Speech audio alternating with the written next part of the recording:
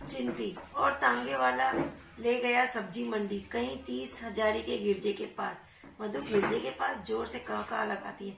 मतलब चिंती और सुरो को तांगे वाला कहीं गलत जगह पर ले गया। मतलब एड्रेस भूल गया था, उनको मधु के घर का एड्रेस नहीं मिला या वो ढंग से उसको समझा नहीं पाई, तो वो इधर उधर भटक गई थी। उस बात को वो आपस में शेयर कर रही है।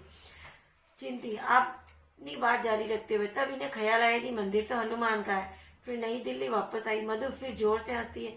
सुरो और तब पता चला कि हम लोग तो यूं ही परेशान होते रहे, घर तो तुम्हारा पास ही था। मधु तुम लोग भी, मैं कहती हूँ, जोर से हंस पड़ी। सुरो ये इतना हंसना तुम कहाँ से सीख गई? तुम तो थी जन्म की सीढ़ी। सीढ़ी है ना, सड़ी। चिंती भाई साहब ने सिखा दिया, इतने जोर से कह ये लगाना। कहाँ है वे? मधु बनारस गए हुए 2 महीने से, वहां के फर्म का मैनेजर बीमार पड़ गया था, शायद आज कल में आ जाए। चिंती अच्छे तो है? मधु अच्छे हैं, मौज में है, लेकिन तुम खड़ी क्यों? इधर आ जाओ बिस्तर पर। नौकरानी को आवाज देती मंगला मंगला। सुरो और चिंती कुर्सियों पर बैठने लगती है। वो भी जानती है मधु के सफाई पसंद रवैये को, इसलिए वो कुर्सियों पर बैठने लगती। मधु अरे कुर्सियां छोड़ो, बस चली आओ इधर, पलंग पर बैठते हैं लिहाफ लेकर। सुनो लेकिन मेरे पाँव, हंसकर, और मैं धो नहीं सकती इन्हें। मधु अरे क्या हुआ तुम्हारे पाँवों को? जुराबे तो पहन रखी है तुमने, मतलब मोजे। चिंती पर तुम्हारा बिस्तर? मधु कुछ नहीं होता बिस्तर को, मेरे बिस्तर का ख्याल छोड़ो, बस चली आओ इधर, या किवाड़ बंद कर दो, बर्फ सी हवा अंदर आ रही है। मंगला आती है। मंगला आपने आवाज दी थी बीबी जी। मधु मंगला चाय बनाकर लाओ। चिंती किवाड़ बंद कर देती है। तीनों घुटनों पर लिहाफ लेकर आराम से बिस्तर पर बैठ जाती है। सुनो पुष्पा की शादी हो रही है अगले महीने। मधु चौंक कर, अब वह तीसरी फ्रेंड पुष्पा के बारे में आपस में तीनों डिस्कस कर रही हैं खुशी से, लेफ्टिनेंट वीरेन के साथ। चिंती वह लम्ब सलम्मा लमटिक सा आदमी, मतलब लंबा चौड़ा सुकड़ा, जोर की हवा चले तो उड़ता चला जाए। मैं तो सोचती हूँ कि उसे पुष्पा जैसी मोटी मुटल्लों से प्रेम भी हुआ तो कैसे। मधु और मैं इस बात पर हैरान हूँ कि पुष्पा उसे पसंद ही कैसे करती। चेहरे पर तो उसके मनहूसियत बरसती रहती है और मालूम होता है जैसे चिंती वर्षों स्नान गृह का मुंह न देखा। मतलब गपशप कर रही है तीनों फ्रेंड आपस में, सब हंसती है। मंगला चाय की ट्रे ले आती, मतलब तीनों आपस में गपशप कर रही है। मंगला कहाँ लगाऊं चाय बीबी जी? मधु वहाँ मेज पर रख दो और एक एक प्याला बनाकर हमें दे दो, या टीपाई सरकाकर इस पर बिस्कुट रख दो। सुरो आश्चर्य से। मधु मधु अरे उठकर कहाँ जाओगी? यहीं बैठी रहो, इस घर में बिस्तर से उठकर डाइनिंग टेबल पर जाने में आ चुका चाय का मजा। मतलब उन सहेलियों को भी आश्चर्य हो रहा है कि मधु के स्वभाव में ये परिवर्तन कैसे। चिंती उठने को प्रयास करते हुए हल्के से क्रोध से, मधु मधु हटाओ भी, अब बैठी रहो यहीं। चिंती व्यंग से, तो विवाह के बाद रानी मधुमालती ने अपने सब सिद्धांत बदल डाले। अब डाइनिंग टेबल के बदले बिस्तर पर ही चाय पीती है और बिस्तर पर ही खाना भी नोश फरमाती है, मतलब खाना खाती है। सुनो कहा तो यह कि पानी का गिलास भी पीना हो तो डाइनिंग रूम की ओर भागती, और कहा यह कि तो कहा यह कि मधु अरे क्या रखा है इस तकल्लुफ में? सच कहो इस समय किसका जी चाहता है कि इस नर्म नर्म बिस्तर से उठकर डाइनिंग टेबल पर जाए? लो बिस्कुट, चाय का प्याला उठाओ, ठंडी हो रही है। मतलब उनकी फ्रेंड आई है तो ये सब कुछ उस समय का दृश्य है। सब चाय के प्याले उठा लेती है और चाय पीते पीते बातें करती है। सुनो मैं पूछती हूँ अगर चाय बिस्तर पर गिर जाए? मधु तो क्या हुआ, चाय तो धुलवाई जा सकती है, और फिर किसी दिन सहसा पेश आने वाली दुर्घटना के भय से कोई अपने रोज के सुख आराम को तो नहीं छोड़ सकता। ये मधु के सेंटेंस हैं। सुनो सुख आराम व्यंग से हंसती हुई, तुम बिस्तर पर चाय पीने का बहुत बड़ा सुख समझती हो? फिर हंसती चिंती, और फिर सभ्यता संस्कृति? मधु मानव की आधारभूत भावनाओं पर नित्य नए दिन चढ़ते चले जाने वाले पदों का नाम ही तो संस्कृति है। ये अंडरलाइन करना आप लोग कि संस्कृति क्या है मधु की भाषा में। सोसाइटी के एक वर्ग के लिए दूसरा वर्ग सदैव असभ्य और असंस्कृत रहेगा। फिर कहाँ तक आदमी सभ्यता और संस्कृति के पीछे भागेगा? क्वेश्चन लिखिए यहाँ पर, मधु के अनुसार सभ्यता व संस्कृति में अंतर स्पष्ट कीजिए। मधु के अनुसार सिर्फ। सुनो यह तुम क्या कह रही हो? क्या तुम चाहती हो कि इतना कुछ सीख समझकर मनुष्य फिर पहले की भांति बर्बर बन जाए? मधु नहीं, बर्बर बनने की क्या जरूरत है। मनुष्य सीमाओं को छूता हुआ क्यों चले, मध्य का मार्ग क्यों न अपनाए? न इतना खुले कि भरभर दिखाई दे, न इतना बंदे की सनकी। महात्मा बुद्ध ने कहा था, अंडरलाइन करिए इनको भी। सुनो हंसकर, महात्मा बुद्ध तुम्हें हो क्या गया? सदियों पुराने गले सड़े विचारों को तुम आज की सभ्यता पर लादना चाहती हो। चिंती, मनुष्य हर घड़ी हर पल प्रगति के पद पर अग्रसर है। आज के सिद्धांत कल काम न देंगे और कल के परसों। बर्नार्ड शॉ के सेंटेंस है ये, इसलिए इसको भी अंडरलाइन कीजिएगा। बर्नार्ड शाह ने कही थी ये बात। मधु व्यंग से हंसकर, बर्नार्ड शाह हटाओ, क्या बेमजा बहस ले बैठी हो? मंगला चाय का एक एक कप और बनाओ। मधु की जो सहेलियां हैं वो मधु के सफाई संबंधी सनकी स्वभाव से परिचित थी और अब उसके व्यवहार में परिवर्तन देखकर उनकी सहेलियों को भी आश्चर्य हो रहा था। तो इसीलिए वो व्यंग में सारी बातें कर रही थी। चिंती, बस भाई अब तो चलेंगे, इतनी देर हो गई, हमें यहाँ आए, मंगला हाथ धुला दो हमारे।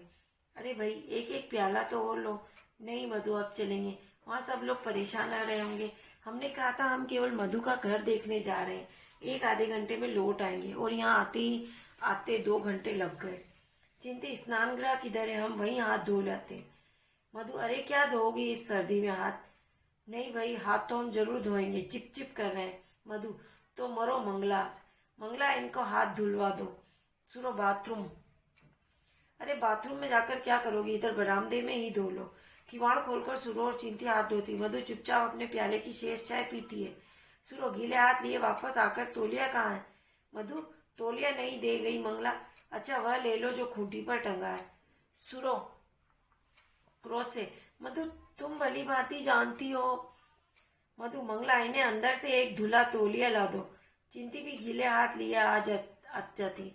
मंगला तौलिया ले आती और दोनों हाथ पोंछती है। मधु, मैं कहती थी अभी कुछ देर बैठती। चिंती, नहीं भाई अब कल आने का प्रयास करेंगी। हाथ पोंछकर तौलिया कुर्सी की पीठ पर रख देती है। मधु, प्रयास नहीं, जरूर आना, भूलना नहीं, और खाना भी यहीं खाना। सुनो, हाँ हाँ अवश्य आएंगी। मधु उठने का प्रयास करती है। अब उठने का तकल्लुफ न करो, बैठी रहो अपने गर्म लिहाफ में। दरवाजा हम बंद किए जाती है।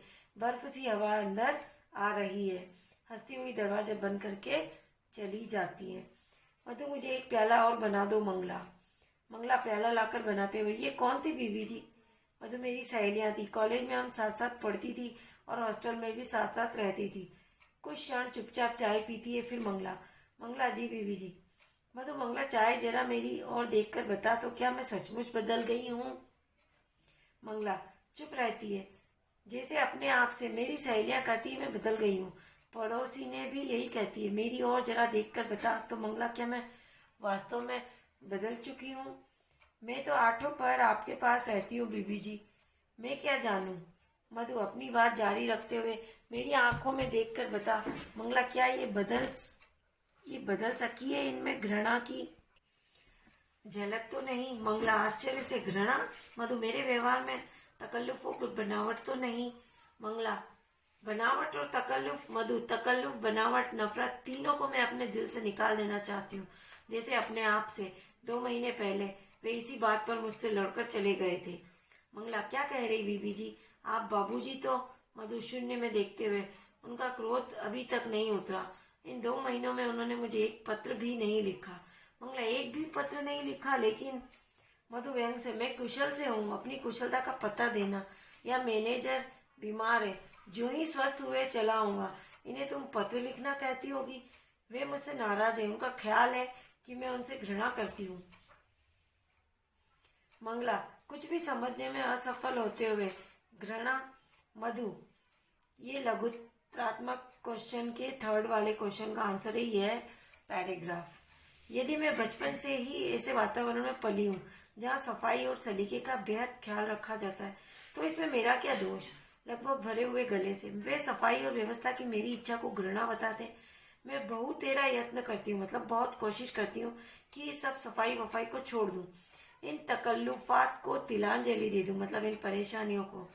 पर अपने इस प्रयास में कभी कभी मुझे अपने आप से घृणा होने लगती है। लंबी सांस भरकर, बचपन से जो संस्कार मैंने पाए उनसे मुझे मुक्ति पाना मेरे लिए उतना आसान नहीं। अचानक दृढ़ता से, पर नहीं, मैं इन सब वहमों को छोड़ दूंगी, पुरानी आदतों से छुटकारा पा लूंगी।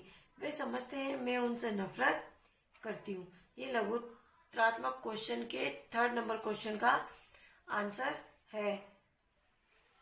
मंगला, आप क्या कह रही हैं? डीवीजी। मधु, वे समझते हैं मैं उनसे, उनके स्वभाव से, उनके वातावरण से, उनकी हर बात से घृणा करती हूँ। सिसकने लगती, मतलब रोने लगती। मैंने इन 2 महीनों में अपने आप को बदल डाला है, अपने आप को बिल्कुल बदल डाला है। मतलब कि बसंत के जाने के बाद ही मधु को बसंत की मतलब बातों का और अहमियत का एहसास हुआ है। दरवाजा अचानक खुलता है और बसंत प्रवेश करता है। बसंत, हेलो मधु, क्या हाल चाल है जनाब के? मंगला तांगे से सामान उतरवा और जेब से पैसे निकालते हुए, ये लो 1.5 रुपया तांगे वाले को दे दो। मंगला पैसे लेकर चली जाती है। बसंत फिर मधु के पास आते हुए, कहो भाई क्या हालचाल है? यह सूरत कैसी रोनी बना रखी है, कुछ खराब है क्या? मधु, जो इस बीच पलंग से उतर आई, हंसने का प्रयास करते हुए, सूखा जाड़ा पड़ रहा है, जुकाम है मुझे 3-4 दिन से। बसंत, मैंने तुम्हें कितनी बार कहा है कि अपने स्वास्थ्य का ध्यान रखा करो। सेहत सेहत, दुनिया में जो कुछ है सेहत है। जीवन में तुम्हारी ये सफाई और सुघड़ता, ये नजाकतें इतना काम न देगी जितना सेहत। यदि यही ठीक नहीं रहेगी तो ये सब किस काम की? और अगर ठीक है तो फिर इनकी कोई जरूरत नहीं है। इस लाइन को भी अंडरलाइन कीजिए आप। अपने कथन की बारीकी का स्वयं ही आनंद लेता है और फिर जैसे उसने पहली बार कमरे को अच्छी तरह देखा हो। अरे यह काया पलट कैसी, मतलब सब कुछ चेंज हो गया है कमरे में। रख रखाव, यहाँ पलंग ड्राइंग रूम में कैसे आ गया? और ये ट्रे और प्याले? मधु, मैंने पलंग पर इधर ही बिछा दिया है कि आप और आपके मित्रों को जरा भी कष्ट न हो। मजे से लिहाफ लेकर बैठिए, टेलीफोन आपके सिराने रहेगा। बसंत उल्लास से, वाह, मैं कहता हूँ तुम तो बेहद अच्छी हो। मधु, मैं स्वयं अपनी सहेलियों के साथ इसी लिहाफ में बैठी रही हूँ। बसंत आश्चर्य मिश्रित उल्लास से, सच? मधु उसकी ओर प्रशंसा की इच्छुक प्यार भरी दृष्टि से देखते हुए, और चाय भी हमने यहीं पी है। बसंत प्रसन्नता से, वाह, मैं कहता हूँ अब तुम जीवन का रहस्य समझ पाई हो। जीवन का भेद बाह्य तड़क भड़क में नहीं, अंतर की दृढ़ता में है। यदि हमारी प्रतिरोध शक्ति, हमारी पावर ऑफ रेसिस्टेंस कायम है। मधु, चाय भी आप यहीं पिया कीजिएगा अपने नर्म नर्म बिस्तर पर। बसंत अत्यधिक उल्लास है, वाह, अब इसी बात पर तुम मंगला से कहो कि मेरे लिए चाय का पानी रखे। मधु, बसंत, आप तो नाराज नहीं है? आश्चर्य से, नाराज? आप इतने दिनों तक मन में गुस्सा रख सकते हैं, यह मैंने स्वप्न में भी नहीं सोचा था। बसंत और भी आश्चर्य से, गुस्सा? 2 महीने से आपने ढंग से पत्र तक नहीं लिखा। बसंत, पर मैंने मधु पत्र लिखे थे जी, मैं कुशल हूँ, अपनी कुशलता का पता देना, इसे पत्र लिखना कहते होंगे। बसंत जोर से कहा लगाता है, तो तुम इसका कारण यह समझती हो कि मैं तुमसे नाराज हूँ? पगली, तुमसे भी कोई नाराज हो सकता है? मधु, 2 पंक्तियां लिखने का भी अवकाश मिल गया, तुम इसी को बहुत समझो। मधु, अच्छा आप जाकर हाथ मुंह धो लीजिए, मैं चाय तैयार करती हूँ। बसंत, मैं कहता हूँ तुम कितनी। मधु मुस्कुराते हुए, अच्छा चलिए पहले हाथ मुंह धोकर कपड़े बदलिए। बसंत, या फिर तुमने कपड़े बदलने की पख लगाई? मधु, क्यों कपड़े न बदलिएगा? 1 रात और 1 दिन गाड़ी में सफर करके आए, मार्ग की धूल सारे शरीर पर पड़ी हुई है। चलिए जल्दी हाथ मुंह धोकर कपड़े बदलिए, मैं इतने में चाय तैयार करती हूँ। बसंत को स्नान गृह के दरवाजे की ओर धकेल देती है और नौकरानी को आवाज देती है, मंगला दूसरे कमरे के दरवाजे से झांकती है, बीवी जी, मधु सामान रखवा लिया है? नहीं। मंगला, जी बीवी जी। मधु, यह ट्रे और प्यालियां उठा, पानी तो चाय का ठंडा हो गया होगा। बाबूजी उधर हाथ मुंह धोने गए, मैं और पानी रखती हूँ। इतने में यह पानी फेंककर चायदानी और प्याले अच्छी तरह धो डाल। मंगला ट्रे आदि उठाकर जाती, 1 चमचा गिर जाता है। मधु कुछ तीखे स्वर में, यह चमचा फिर फर्श पर गिरा दिया तूने? 20 बार कहा कि चमचा न गिराया कर फर्श पर, चिप होने लगती है। अब ट्रे बाहर रखकर इस जगह को गीले कपड़े से धो डाल। बसंत स्नान गृह से, अरे भाई साबुन कहाँ है? मधु, ध्यान से देखिए, वहीं तख्ती पर पड़ा है। बसंत, वहीं से, और तौलिया? मधु, हाथ मुंह धोआइए और इधर कमरे से सूखा नया तौलिया लेकर पोंछ लीजिए। मंगला कपड़े का टुकड़ा भिगो कर लाती और चुपचाप फर्श साफ करने लगती है। तू फर्श साफ करके चायदानी और प्यालियां धो डाल और मैं पानी रखती हूँ चाय का। रसोई दरवाजे से चली आती है। कुछ क्षण तक मंगला चुपचाप फर्श साफ की जाती। फिर वसंत हाथ मुंह धोकर कुर्ते की आस्तीन ने चढ़ाई गुनगुनाता हुआ आता है।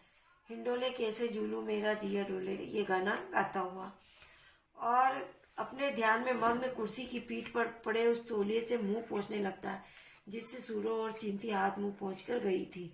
मधु रसोई खाने से, यह केतली कैसी बना रखी है मंगला तूने, मनो तो मेल जमी हुई है पहनने में। हाथ में लिए आती, मुझे तुझे कभी बर्तन न साफ करने आएंगे मंगला, कितनी बार कहा कि सफाई। अचानक बसंत को सूरों वाले तौलिए से मुंह पोंछते हुए देखकर लगभग चीखते हुए, ये सूखा नया तौलिया लिया आपने? मैं पूछती हूँ, आप सूखे और गीले तौलिए में भी तमीज नहीं कर सकते? अभी तो सूरो और चिंती चाय पीकर इस तौलिए से हाथ पोंछ कर। बसंत घबरा कर, परंतु नया नया तौलिया उधर कमरे में टंगा है।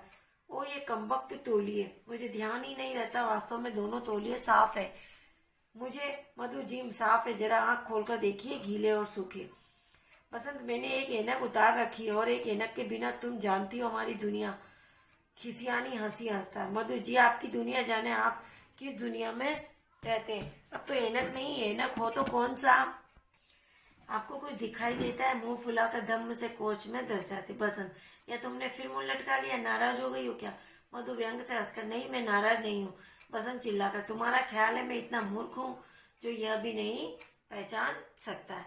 और पर्दा सहसा गिर जाता है। ये एकांकी यहीं समाप्त हो जाती है। सारी एकांकी मधु और बसंत के इर्द गिर्द ही घूमती है। मधु जो है इसमें सफाई पसंद है, मतलब सफाई उसकी सनक है, और सफाई पसंद बसंत भी है, लेकिन बसंत के जीने का अंदाज और तरीका अलग है। देखिए, अब इसके चैप्टर को आप वापस पूरा पढ़ेंगे, और जो बीच बीच में एक्स्ट्रा क्वेश्चन मैंने भूल कर बताए हैं उनको अपनी कॉपी में करेंगे। इसके शब्दार्थ को आप पढ़ लीजिए।